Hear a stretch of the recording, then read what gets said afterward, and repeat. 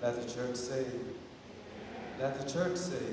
Let's put our hands together one more time as we bless God for our men. Having ministered to us in song, we know that we can depend on God and look to Him as a burden bearer. I'd like to read yet again from the Gospel of Luke. That is Luke chapter 12, as a point of emphasis for our sharing around the table of God's Word. Someone in the crowd said to him, "Teacher, tell my brother to divide the family inheritance with me." But he said to him, "Friend, who set me to be a judge or arbitrator over you?" And he said to them, "Take care, be on guard against all kinds of greed, for one's life does not consist in the abundance of possessions." Then he told them a parable. The land of a rich man produced abundantly. And he thought to himself, "What shall I do? For I have no place to store my crops." Then he said, "I will do this. I will pull down my barns and build larger ones, and then I will store all my grain and my goods. And I will say to my soul, soul, you have ample goods laid up for many years. Relax, eat, drink, be merry." But God said to him, "You fool, this very night your life is being demanded of you, and the things you have prepared, whose will they be? So it is with those who store up treasures for themselves, but are not rich toward God." The word of the Lord yet again for the people of God. Permit me to share with us this afternoon concerning this point of reflection under the title, "A Mirror of Ministry for the Soul." A mirror of ministry for the soul. And so, gracious God, I ask that you would yet cause the words of my mouth, the reflection of our hearts together, to be found acceptable in your sight. For we look to you as our rock, our strength, and our Redeemer. Amen. We be seated in the presence of our God. A mirror of ministry for the soul. For those who have been with us here at Zion, whether with us in the sanctuary or listening by way of Facebook Live, you would recall that we have been journeying with Jesus according to the Lucan evangelist's narrative. He shares and pictures Jesus already in what is considered to be the traveling narrative or the traveling journey of Jesus to Jerusalem. We find Jesus along the way, engaging people of all walks of life, ministering to them by way of healing, but also by way of teaching. And here again, we find Jesus in Luke chapter 12, he is sharing with a crowd, offering points of ministry by way of the taught word. But something happens that has happened before, where as Jesus is engaged in teaching, there is one who comes in the midst and has an urgent question or an urgent appeal for him. Such is the case in Luke chapter 12, for in verse 13, though we do not know the name of the man, there is one who stands amidst the crowd. He has a request of Jesus. It is a request that has to do with family life and family dealings. In fact, it is a request that has to do with an issue that he has with one of his brothers. He therefore says to Jesus, asking earnestly, "Teacher, tell my brother to divide the family inheritance with me." Tell my brother to divide the family inheritance with me. Jesus, hearing this earnest request that deals with family matters, says to the man, not in a stern, but in somewhat of a gentle and kind tone, he says to him, "Friend, who set me to be a judge or arbitrator over you?" We do not know all of the dealings of this particular family and what would have transpired between these two brothers. But it's safe to assume that the brother who engages Jesus found it necessary to ask Jesus to intervene, for he felt as if he could not get the kind of results that he would have wanted in engaging his brother one-on-one. Jesus' response to him is one where he recognizes that he is entering now into the sense of family ties and family relationship. He offers a response as he responds to this particular request.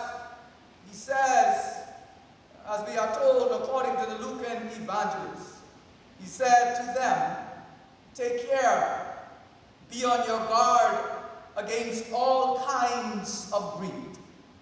For one's life does not consist in the abundance of possessions." And here we find that Jesus is somehow discerning what seems to be at the heart of what's going on with regards to these two brothers. He identifies greed as a part of the problem. And as he does so, he invites a sense of being on guard against all kinds of greed. For he says one's life does not consist in the abundance of possessions. We recognize that this story, this account of these two brothers, the concern for needing to ask Jesus to have the other brother to share the family inheritance, something that we certainly can identify with. And more so the concern of greed being at the heart of the issue. For we live in a day and a time where we have seen this play out so very often. That is the sense of greed, the sense of covetousness, the sense of greedy desire, as it were.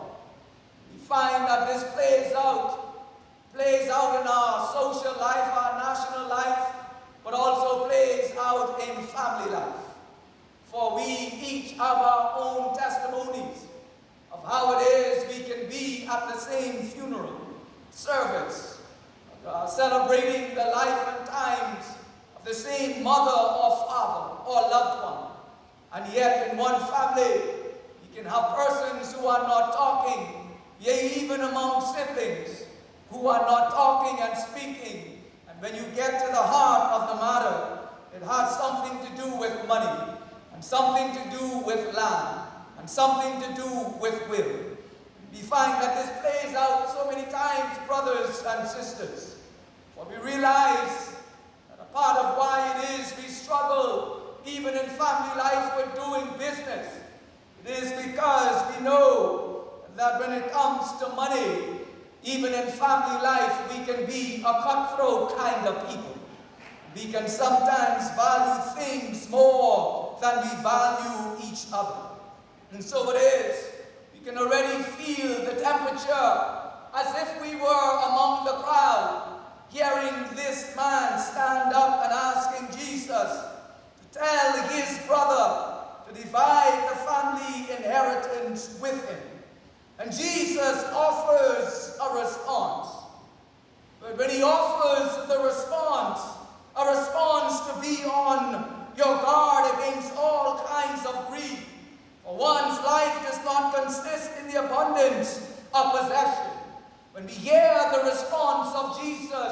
to the request of the man. The question that I have for the Lucan evangelist is, to whom is Jesus speaking? And the reason why I am forced to ask the question, it is because the man approaches Jesus concerning his would-be dilemma. But we are told by the Lucan evangelist that Jesus does not say to him, but Jesus says to them, take care, be on your guard against all kinds of greed. And so it is, I'm forced to ask, who is the them that the Jesus is referring to? For we know that the man comes to Jesus concerning a brother, but Jesus says to them to be on their guard concerning greed. Well, as I thought about it a little more, Reverend Winters, I thought to myself that I am guilty of doing what we very often do, that I was quick to jump to a conclusion, and the conclusion is because the man is asking Jesus to speak to his brother, it means that the man who is asking in the right position and with the right motive and out of the right spirit. And I did not consider that there just may be two sides to the story. I don't have the time to go into all of the notion of family inheritance concerning Jewish life, but we can at least appreciate there is a sense of protocol, and there are times when something is left to someone, and there are those who feel that they should have it or should have some of it. Therefore, they began to push and promote their agenda. And I suggest to you now, because Jesus not only speaks to him, but speaks to them, I am now wondering, is he speaking to both brothers?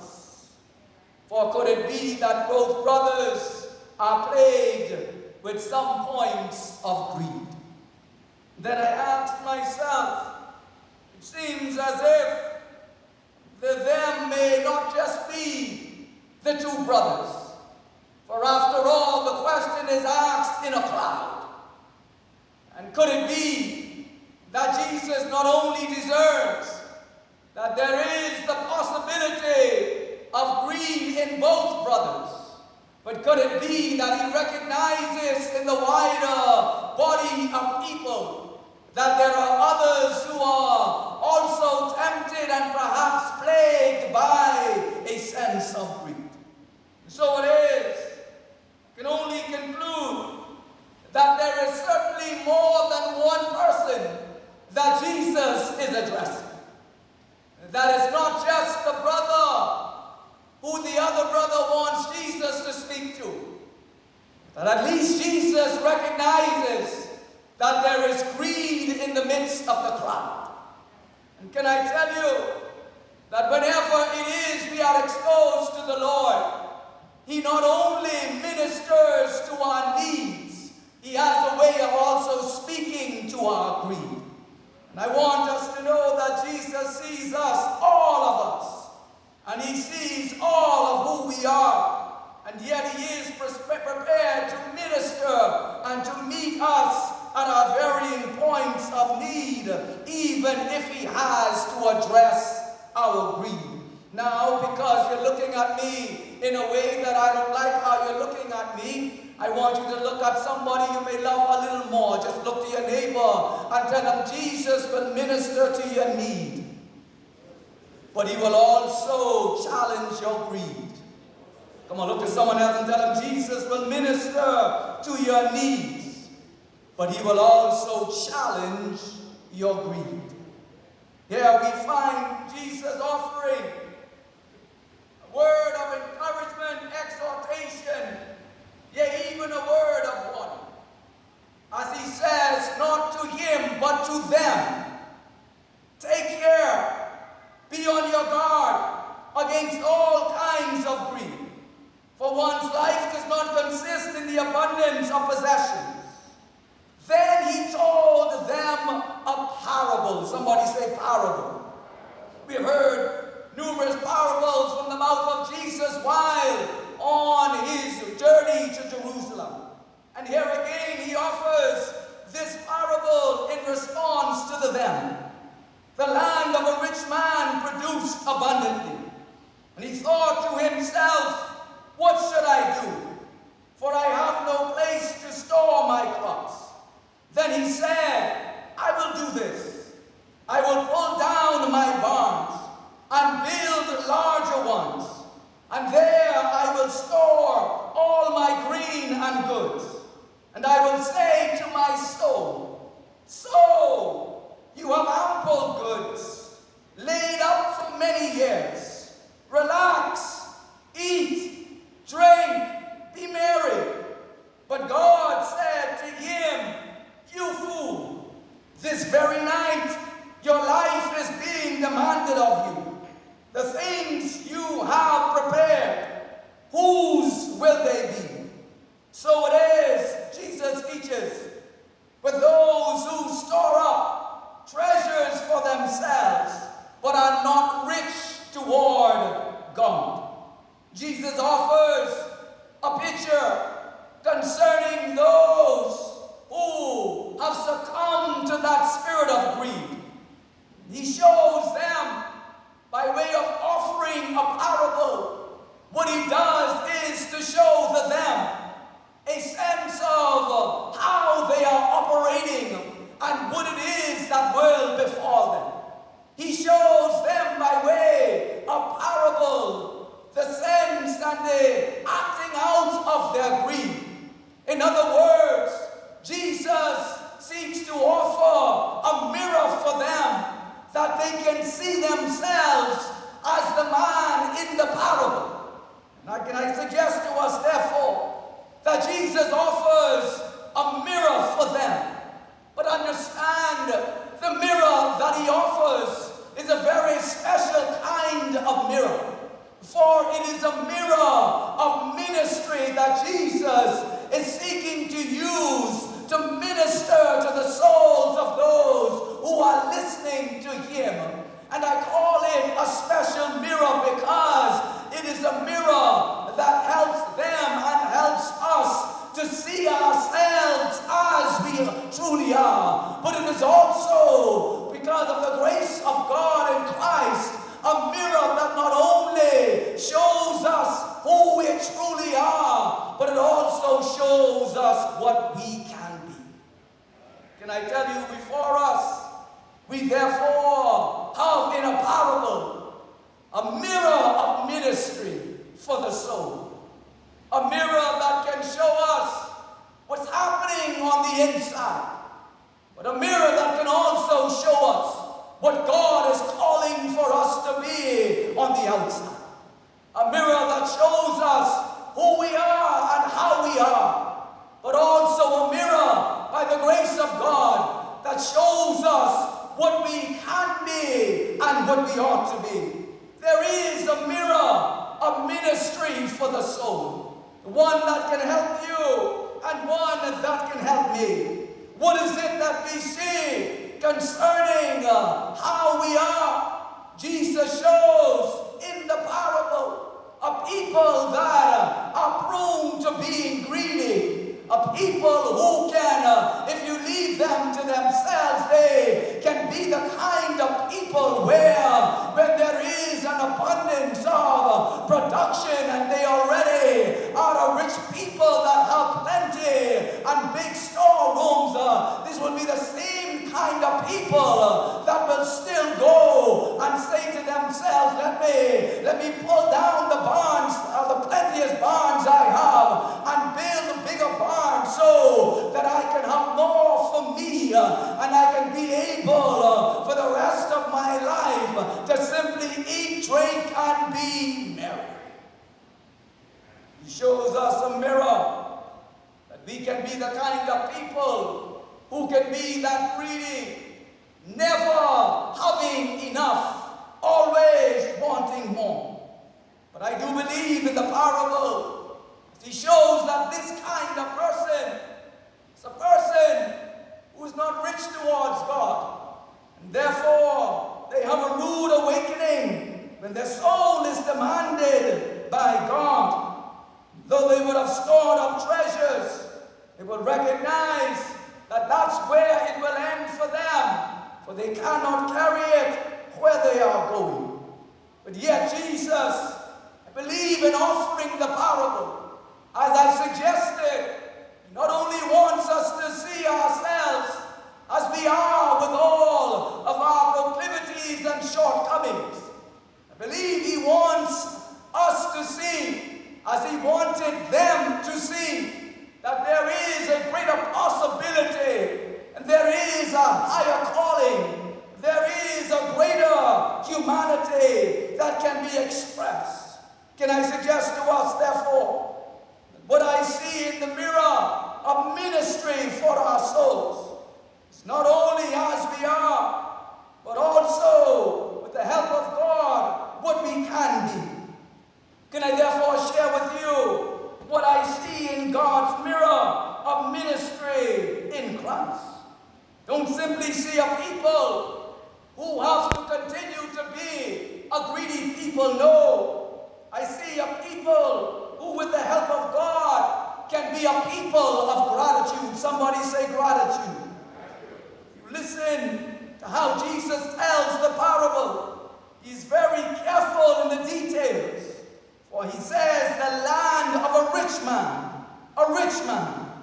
produced abundantly.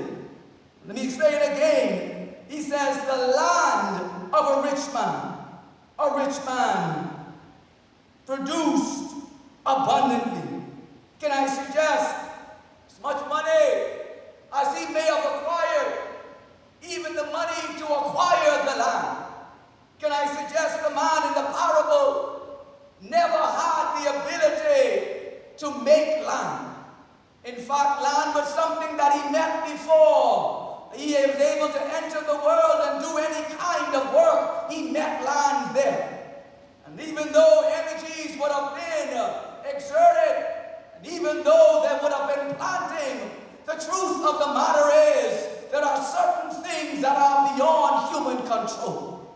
And can I tell you, therefore, that in this parable, there's nowhere when the land produces abundantly that the man pauses at all to begin to look to the source of the blessing.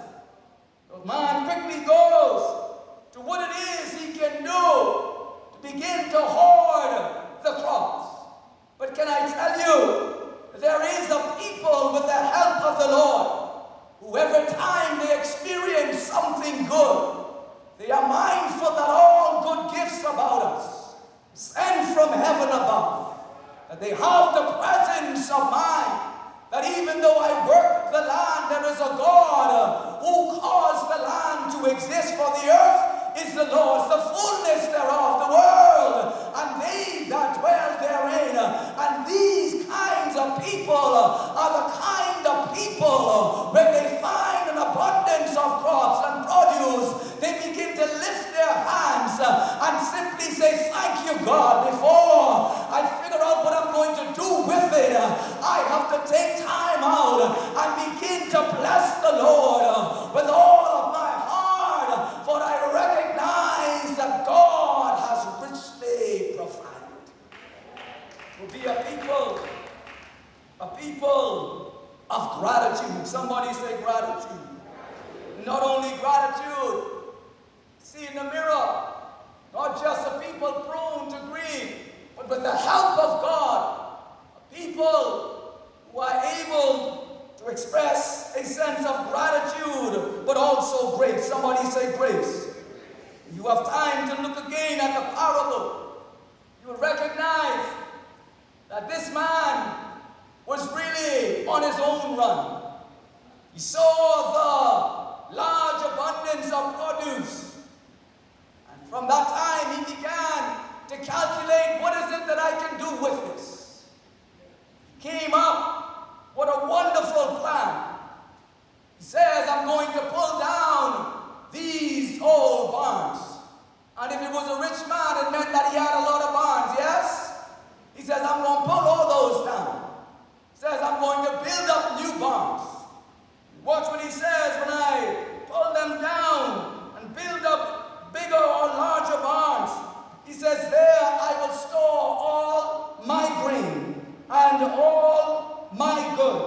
And I will say to my soul, soul, you have ample goods laid up for many years. Relax, eat, drink, be merry. What's missing here is you ain't seen nothing with regards to anyone else.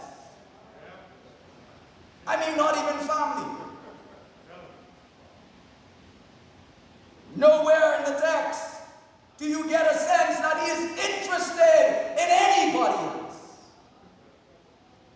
And what you find is he wants to make sure that his soul has ample goods so that he can relax and eat and drink and be merry. I tell you, the help of God will be a different kind of people.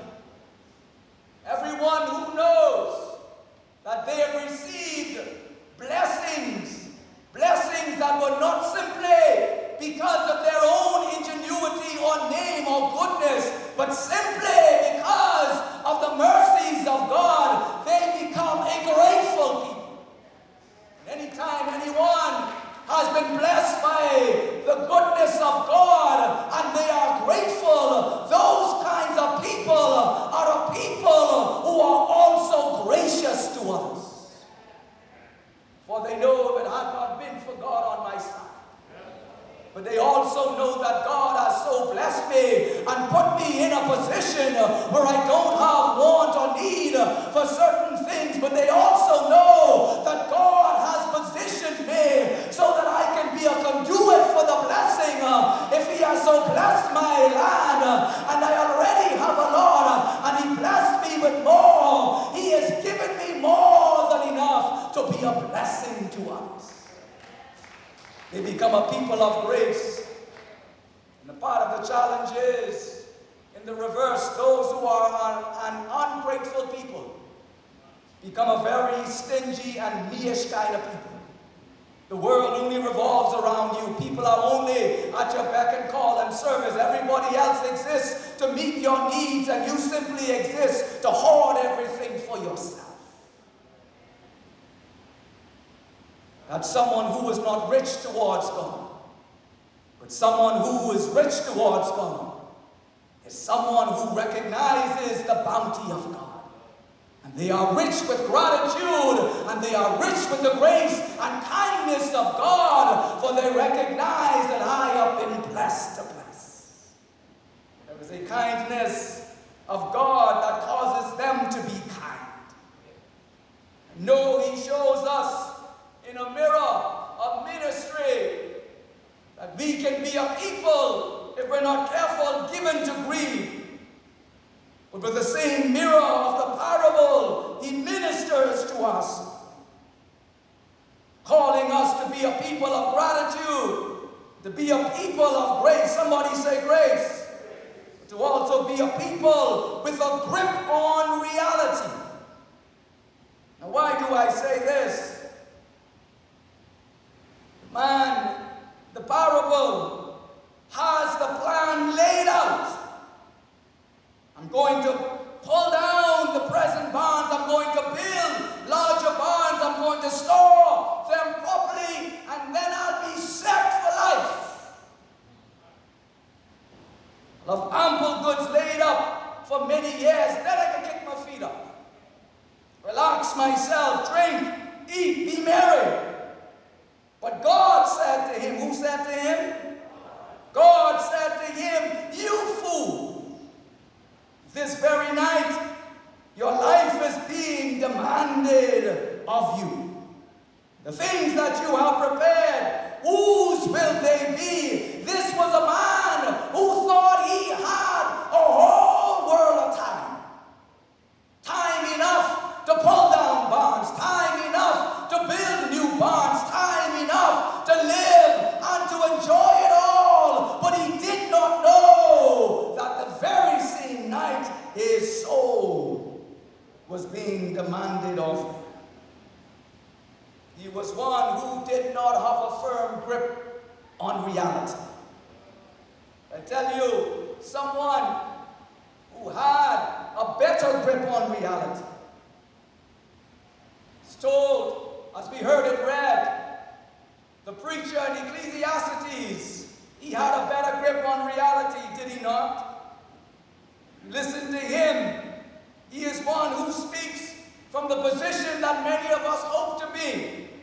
Because every time those who are materially rich, you hear persons talk about the notion of wealth as if wealth is an evil. They say that they only say that because they ain't got the money. Well, reality is, the preacher in Ecclesiastes was one who had material wealth.